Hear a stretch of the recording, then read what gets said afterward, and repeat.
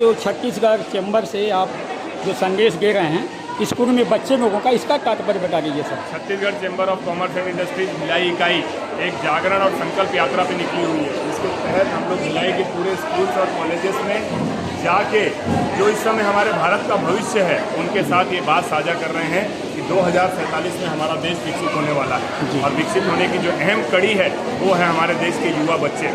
उनके साथ हम ये बात साझा कर रहे हैं कि आप अपनी पढ़ाई को सिर्फ और सिर्फ नौकरी तक सीमित मत रखिए, उस पढ़ाई को आप अपने हुनर के साथ जोड़ दीजिए, क्योंकि जिस दिन जो आप हुनर के साथ अपने हुनरमंद होते चले जाएंगे उसका जो इफेक्ट आएगा वो आपके परिवार पे भी आएगा, वो आपके समाज पे भी आएगा और राष्ट्र निर्माण में भी बहुत बड़ी अहमियत के तौर पे देखी जाएगी। ये संदेश लेके हम उनके बीच में जा रहे हैं। सर अपना नाम और परिचय बता दीजिए इसके माध्यम से। अजय भसीन, प्रदेश महामंत्री Chhattisgarh chamber of commerce and industry. Chamber आपका मौसम है तो इसमें आपको कैसा लगा, इसके विषय में थोड़ा संदेश बताइए, लोगों को संदेश। आज छत्तीसगढ़ चैम्बर ऑफ एसोसिएशन के द्वारा ज़िंदगी ना मिलेगी दोबारा कार्यक्रम जो हमारी शाला में हमारी सब छात्र छात्राओं और शिक्षक शिक्षिकाओं को जो जानकारी दी गई कि स्वदेशी अपनाओ, यह निश्चित ही यह अभियान हमारे विकसित जो देश 2047 में हमारे मोदी जी द्वारा जो संकल्प है इस अभियान के लिए बहुत अग्रसर होगा। सभी बच्चों को इसकी जानकारी दी गई और साइबर अपराध के बारे में बताया गया, आत्मनिर्भरता के बारे में बताया। यह कार्यक्रम इस तरह यदि होते रहेगा तो बच्चों को बहुत बल मिलेगा और बच्चे बहुत आगे जाएंगे। यह प्रोग्राम हमारे जो शाला के लिए था ये बहुत सराहनीय और बहुत अच्छा था। अपना नाम परिचय। मेरा नाम प्रीति गुप्ता, मैं प्राचार्य पंडित जवाहरलाल नेहरू न्यू कुर्सी पार्क। नहीं पहुंच पाई होगी, लेकिन मैं सीधे सिंपल शब्दों में आपके समक्ष ये प्रार्थना लेके आया हूं, ये निवेदन लेके आया हूं कि अपनी पढ़ाई को सिर्फ नौकरी के लिए जाया मत करिए। हम ऐसा मानते हैं कि हर एक व्यक्ति जिसने भी इस धरती पे जन्म लिया है उसके साथ कोई ना कोई एक स्किल जुड़ी हुई है, एक ना एक हुनर जुड़ा है। और हमें करना क्या है? हमें सबसे पहले अपने उस हुनर को पहचानना है, क्योंकि हम लोग जहां भी जाते हैं सबसे पहले युवा वर्ग में उनके हुनर को तलाशते हैं और फिर उसको तराशते हैं। तो आपको भी सबसे पहले अपने अंदर बसे हुनर को तलाशना है और उसके बाद उसको तराशना है। और तराशने के काम के लिए डेली आपको चंद मिनट अपने हुनर को देने होंगे और वो हुनर किसी भी प्रकार का हो सकता है। सर अभी कह रहे थे कि हैकर्स की बात कर रहे थे, मैं कहता हूं अगर हम सोशल पी से कभी भी अपना पासवर्ड किसी को कभी नहीं देना है, ओ कभी भी अपना ओटीपी, एल अनजान लिंक को क्लिक नहीं करना है, बच्चे खुद ही बता रहे हैं। आई सोशल मीडिया पे अपनी आइडेंटिटी को गोपनीय रखना है कि नहीं रखना है। सी अनजान व्यक्ति से चैटिंग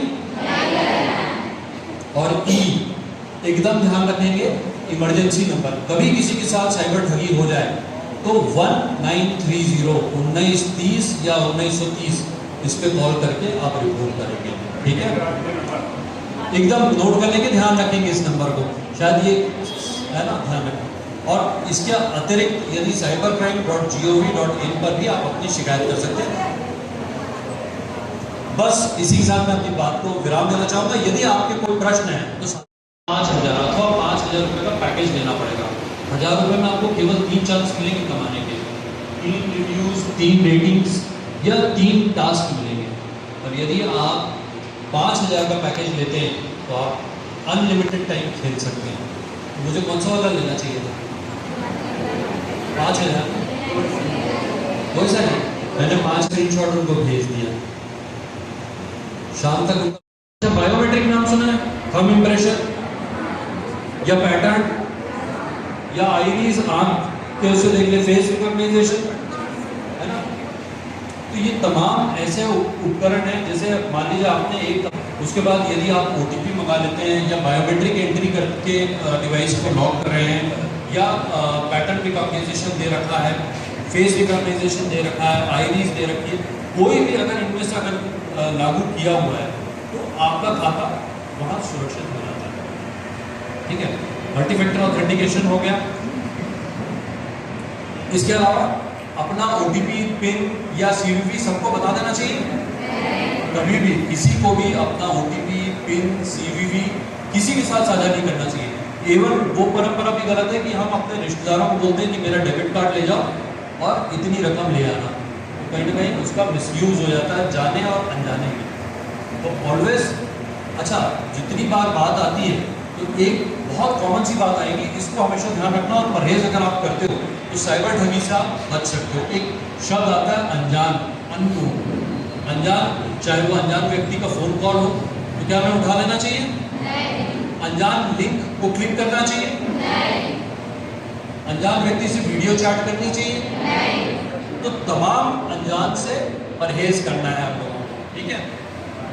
इसी प्रकार कई ऐसे फ्रॉड होते हैं, जैसे अभी एक शॉपिंग फेस्टिवल आने वाला है हाल फिलहाल में, एक अमेजॉन बिग बिलियन डेज और एक फ्लिपकार्ट बिग बिलियंस, क्या होता है मीशो, अरे तो गलत हो गया।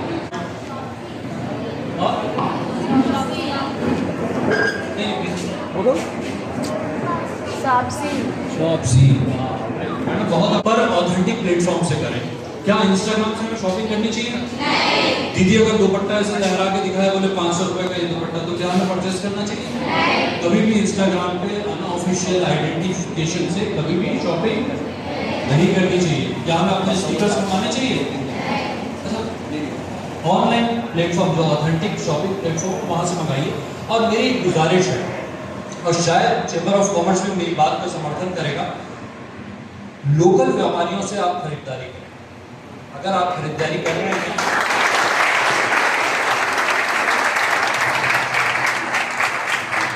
ये कहीं ना कहीं आपके राज्य ओटीपी भेजते हैं, ओटीपी के माध्यम से किसी के बैंक का मतलब रुपयों की स्कैम कर लेते हैं। इस प्रकार से जो होती है ऑनलाइन चोरी कह सकते हैं इसे, तो इस प्रकार से हमें बच के रहना चाहिए इन जैसे चीजों से।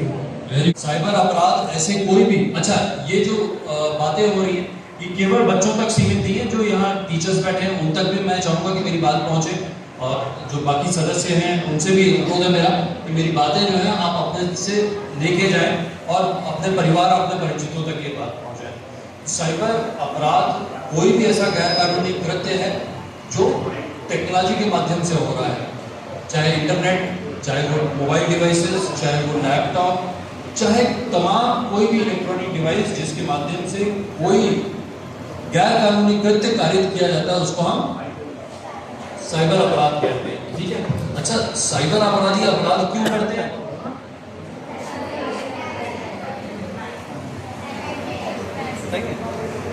एकदम सही,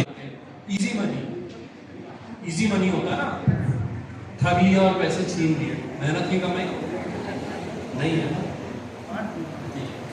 साइबर अपराधी के लिए आपकी पहचान छुपा पाना आसान हो जाता है, ठीक है, और इजी मनी जैसा आपने बताया। और इसी प्रकार लोग साइबर अपराध का शिकार क्यों हो रहे हैं? कई बार उनके लालच में भी आ जाते हैं कुछ लोग, इसलिए भी होता है। दूसरा एक जो मेजर फैक्टर है वो डर। लालच, कैसा लालच? रकम दुगनी कर देने का, तिगुनी कर देने का और कई गुना बढ़ा के देने का लालच, है ना। और डर, एक उदाहरण कि आपके बच्चे को गिरफ्तार कर लिया गया है, अगर आपके रिश्तेदार को सही समय पर एडमिट नहीं किया गया तो उसकी जान को भी खतरा हो सकता है, ये डर हो गया। और अज्ञानता किस प्रकार से कि पढ़े लिखे तो सभी हैं पर डिजिटली अवेयर लोग नहीं हैं। हम लोग डिजिटल इंडिया बोलते हैं, अगर डिजिटल इंडिया के पहले थोड़ी डिजिटल अवेयरनेस हम सब अपने में ले लेते तो डिजिटल क्राइम होता ही नहीं। तो इसी डिजिटल अवेयरनेस के चलते आज चैम्बर ऑफ कॉमर्स का धन्यवाद देना चाहूँगा कि इन्होंने एक सेशन रखा है ताकि प्रत्येक व्यक्ति तक एक बच्चा जो है अपने पूरे परिवार को बता सकता है, परिवार को शिक्षित कर सकती है। तो इसी उद्देश्य से हम लोग आज डिस्कशन करेंगे। तो देखिए, नंबर होना चाहिए जैसा आपने बताया।